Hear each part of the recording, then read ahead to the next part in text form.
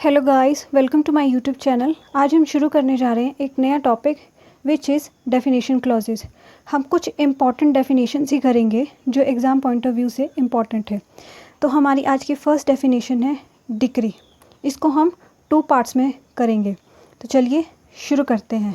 तो section 2 clause 2 of the defines the term decree. ठीक है, डिक्री तो रीड करेंगे भी डायरेक्ट को। Decree means the formal expression of an adjudication which, so far as regards the court expressing it, conclusively determines the rights of the party with regard to all or any of the matter in controversy in the suit and may be either preliminary or final. It shall be deemed to include the rejection of the plaint and determination of any question within section 144, but shall not include any adjudication from which an appeal lies as an appeal from an order. Basically appealable orders जो होते हैं वो decree नहीं consider किए जाएंगे। और be any order of dismissal of default, dismissal for default, और कोई भी order for the dismissal for default उसे भी डिक्री कंसिडर नहीं किया जाएगा। अब एक्सप्लेनेशन कहती है a decree is preliminary when further proceedings have to be taken before the suit can be completely disposed of. It is final when such adjudication completely disposes of the suit. It may be partly preliminary and partly final. अगर normal layman की language में बोला जाए तो decree शब्द से क्या समझते हैं लोग? The decision of the court. But according to section 2 clause 2, there are some essential elements of the decree. Elements are, तो जो डिक्री है उसके कुछ एसेंशियल एलिमेंट्स हैं जिनको आज हम डिस्कस करेंगे, जिनके बिना किसी भी डिक्री को डिक्री कंसीडर नहीं किया जाएगा। कोर्ट के किसी भी ऑर्डर को अगर उसमें अगर वो ये सारे एलिमेंट्स को फुलफिल नहीं करते हैं तो वो डिक्री कंसीडर नहीं होगी, डिक्री नहीं मानी जाएगी। तो लेट्स स्टार्ट विथ पहला हमारा फर्स्ट है, अगर अभियरेक्ट की लैंग्वेज को देखें तो there must be a formal expression.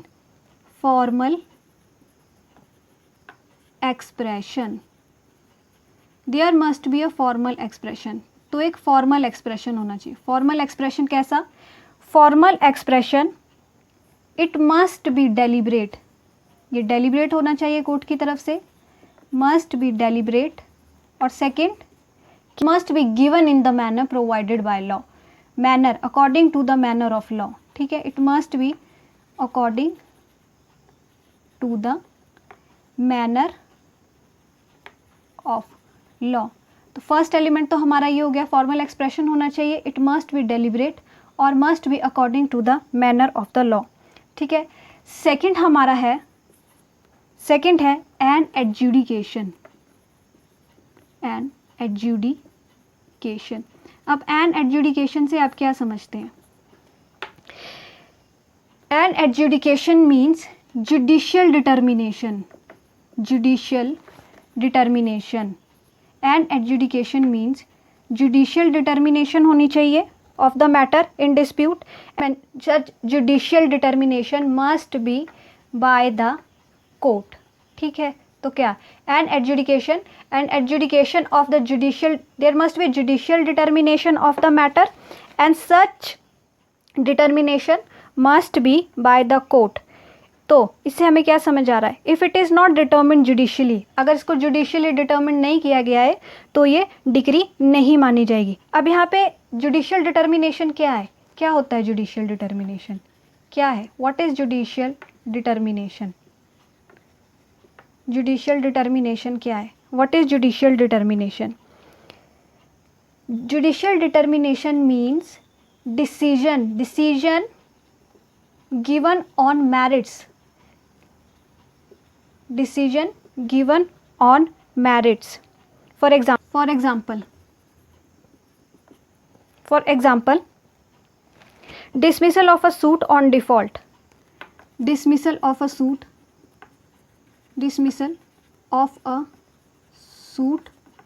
on default. ठीक है, इसका आप एग्जाम्पल ले लीजिए। Here the order of dismissal of the court is not decree. Why? Because it is not on merits. क्यों? ये जो ऑर्डर आया डिसमिसल का, ये डिक्री माना जाएगा कि नहीं माना जाएगा? ये डिक्री माना जाएगा या नहीं माना जाएगा? ये नहीं माना जाएगा। क्यों? अगर सूट शुरू में ही डिसमिस कर दिया गया है कोर्ट के द्वारा, खारिज कर दिया गया है किसी मिस्टेक की वजह से, मान लो on the basis of non appearance of the parties, ठीक है, non appearance of the parties, जिस पार्टी ने सूट फाइल किया है वही नहीं आई कोर्ट में, तो जज ने सूट खारिज कर दिया, तो ये जो खारिज का जो डिसीजन या ऑर्डर होगा कोर्ट का, ये डिक्री नहीं माना जाएगा। क्यों? क्यों? Because it is not judicial determination, ये जुडिशियल डिटर्मिनेशन नहीं है, it is not judicial determination, it is not judicial determination. Suit start ही नहीं हो पाया, सूट को मेरिट्स पर डिसाइड थोड़े ना किया है। मेरिट्स पर डिसाइड होना क्या होता है? क्या होता है मेरिट्स पर डिसाइड होना? मेरिट्स पर डिसाइड होना होता है सूट का जब दोनों पार्टीज़ के एविडेंसेस हो जाते हैं, एविडेंसेस हो जाते हैं, ठीक है, एविडेंसेस हो जाते हैं, एक प्रॉपर प्रोसीजर है जो सूट का वो फॉलो होता है कोर्ट में, और यह तो शुरू, और ये वाला तो शुरू में ही खारिज हो गया, शुरू में ही खारिज हो गया, तो इसमें जो कोर्ट का ऑर्डर आया, उसमें जो कोर्ट का ऑर्डर आया है, क्या ये डिक्री होगी? नहीं, ये डिक्री नहीं होगी। Why? Because it is not a judicial determination, it is not decided on the merits of the case, merits of the suit, तो ये क्या होगा? ये जो है डिक्री नहीं माना जाएगा। तो सेकेंड एसेंशियल एलिमेंट है हमारा an adjudication which must be judicially determined, ठीक है, there must be a judicial determination. दे आपका essential element conclusive determination, conclusive determination, conclusive determination. तो कंक्लूसिव डिटर्मिनेशन से क्या समझते हैं? The determination must be final, determination must be final, साथ ही साथ क्या? Conclusive, final and conclusive. Which है जो डिटर्मिनेशन है किसी भी मैटर की वो कंक्लूसिव होनी चाहिए। जैसे कंक्लूसिव का मतलब कुछ नहीं है बेसिकली, मतलब फाइनल होना चाहिए और कंप्लीटेड होना चाहिए, ठीक है। अब इसमें एक एग्जांपल लेते हैं हम, जैसे example an interlocutory order, an interlocutory order, an interlocutory order, ठीक है। अब इंटरलोकेटरी ऑर्डर जो है which does not finally decide the rights of the parties, interlocutory order not finally decide the rights of the party, not finally decides the rights of the parties, ठीक है, rights of the parties। तो ये क्या होगा? ये decree होगा, ये decree होगा। It is not a decree, it is, आपको पता है इंटरलोकेटरी ऑर्डर्स आपको पता है टेम्परेरी होते हैं, वो फॉर द टाइम बीइंग के लिए पास किए जाते हैं कि स्थिति कंट्रोल में रहे। यहाँ पे पार्टीज़ का कोई राइट नहीं डिसाइड हो रहा है, ठीक है, वो भी कंक्लूसिवली। तो there must be a conclusive determination, there must be a conclusive determination.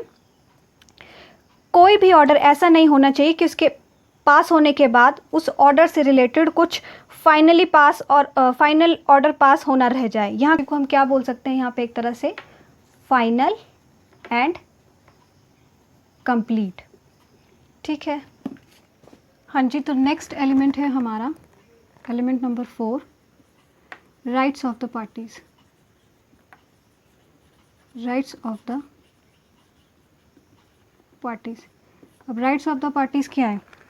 Rights of the parties means the adjudication must have been determine the rights of the parties, that is not merely the procedural right but the substantive rights as well. मतलब सिर्फ procedural rights ही नहीं decide करना है अगर procedural code है तो, ठीक है, कि किस तरह से प्रोसीजर चलेगा, लेकिन डिटरमिन करना है हमने, डिटरमिन करेगा कोर्ट सब्सटेंटिव राइट्स को भी, ठीक है। अब वायलेट तो अगर सब्सटेंटिव राइट हुआ है तभी कोर्ट गए हैं ना हम, सिविल कोर्ट। अगर हमारा कोई सब्सटेंटिव राइट वायलेट हुआ है तभी हम कोर्ट गए हैं ना अपना ग्रीवेंस लेके, है ना, ठीक है। तो पार्टीज़ के राइट्स को डिटरमिन करती होनी चाहिए, not only procedural as well as substantive rights को। अब यहाँ पे जो राइट्स हैं ये हमें पता चल गया, प्रोसीजरल राइट और सब्सटेंटिव राइट, लेकिन इसके अलावा ये दोनों राइट कैसे होने चाहिए, किस चीज़ से रिलेटेड होने चाहिए? ये दोनों राइट्स जो होने चाहिए सिविल राइट्स होने चाहिए, ठीक है, सिविल राइट्स होने चाहिए, ठीक है, सिविल राइट्स होने चाहिए। और कैसे? इंटर से, इंटर से मतलब in between the parties. For example A ने सूट फाइल किया बी के अगेंस्ट कि इसने मेरा कोई राइट वायलेट कर दिया, किसी भी चीज़ से रिलेटेड रख लो, ठीक है, या बी उसको डिनाई करा कि नहीं मैंने ऐसा कुछ नहीं किया। तो ये ए जो कह रहा है कि इसने मेरा राइट वायलेट किया है, बी जो कह रहा है कि नहीं मैंने नहीं किया है, ये राइट जो है इन दोनों के बीच में डिसाइड होना चाहिए। These civil rights must have been decided inter से मतलब between the parties.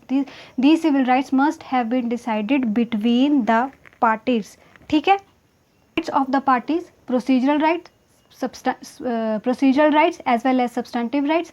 Rights must be the civil rights and civil rights must be inter se मतलब between the civil rights must be decided between the parties to the suit, ठीक है। अब ये civil rights कुछ भी हो सकते हैं, जैसे मान लो इसका एग्जांपल है suit relating to status, ठीक है, relating to status आ गया, relating to limitation आ गया, ये कुछ भी हो सकता है, ठीक है। तो अब इतना हम समझ आ गया कि rights of the parties, decree जो है वो पार्टीज के राइट्स को डिसाइड करती हुई होनी चाहिए। डिक्री में जो है पार्टीज के राइट्स जो हैं वो डिटरमिन हुए होने चाहिए। कौन से rights? Procedural rights as well as substantive rights जो सिविल नेचर और इंटर से between which must be between the parties, ठीक है। Fifth element in a suit किस में चाहिए? ये डिक्री मिलनी किस में चाहिए? सूट्स में मिलनी चाहिए। अब यहाँ पे सूट से मतलब है सिविल सूट। अब सिविल सूट क्या होता है? सिविल सूट मतलब civil proceedings instituted by the presentation of the plaint. Instituted by the presentation of the plaint. अब ये क्या रहा है? डिक्री सूट में होनी चाहिए, सूट सिविल होना चाहिए, और सिविल सूट में क्या होता है? सिविल सूट में प्रेजेंटेशन ऑफ प्लेंट फाइल की जाती है, तब कहीं जाके कंसीडर किया जाता है कि सूट फाइल हुआ है। तो इससे हम क्या समझ रहे हैं? इससे हम ये समझ रहे हैं कि where there is no civil suit, where there is no civil suit there is no decree. इसका मतलब ये जी हाँ, where there is no civil suit there is no decree. तो इसका आपने बहुत सिंपल से ध्यान रखना है। अगर प्लेंट प्रेजेंट हुई है, प्रेजेंटेशन ऑफ प्लेंट हुई है किसी भी केस में, तो वो सिविल सूट माना जाएगा, और उसमें का जो भी उसमें डिसीजन आएगा उसको डिक्री माना जाएगा, ठीक है। लेकिन इसका इस रूल का एक एक्सेप्शन है, ठीक है। क्या एक्सेप्शन है? तो वो एक्सेप्शन है वेयर इन एन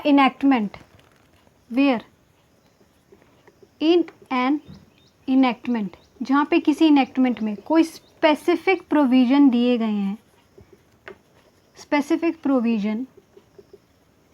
गए हैं, कि किसी एप्लीकेशन को आप एज ए सूट ट्रीट करेंगे। तो ये एप्लीकेशंस जो है वो क्या बन जाती है, ठीक है, क्या बन जाती हैं? एप्लीकेशंस बन जाती हैं स्टैट्यूटरी सूट्स कंसीडर किया जाएगा इन्हें, और इसमें जो ऑर्डर आएंगे कोर्ट के या डिसीजन आएगा कोर्ट का, उसे डिक्री माना जाएगा, ठीक है। इतना आपको समझ आ गया। सिविल सूट एक सूट होना चाहिए, सूट में जो डिसीजन ऑफ द कोर्ट आएगा उससे डिक्री माना जाएगा। सूट सिविल नेचर का होना चाहिए, सिविल नेचर का suit bye the presentation of the plaint जो फाइल किया जाता है वो सिविल नेचर का सूट होता है। मतलब where there is no civil suit there is no decree. अब इसका एक बहुत अच्छा एग्जाम्पल है फॉर्म ऑफ ऑपरेज में आप देखेंगे डायरेक्ट प्लेंट फाइल नहीं की जाती है, डायरेक्ट सूट फाइल नहीं किया जाता है, पहले एक एप्लीकेशन फाइल की जाती है कोर्ट की लीव लेने के लिए, कोर्ट की परमिशन के लिए, कि प्लीज़ मुझे परमिशन ग्रांट कीजिए, मैं एज अ फॉर्म ऑफ ऑपरेज जो है सूट जो है वो फाइल करना चाहता हूँ या करना चाहती हूँ। अगर एप्लीकेशन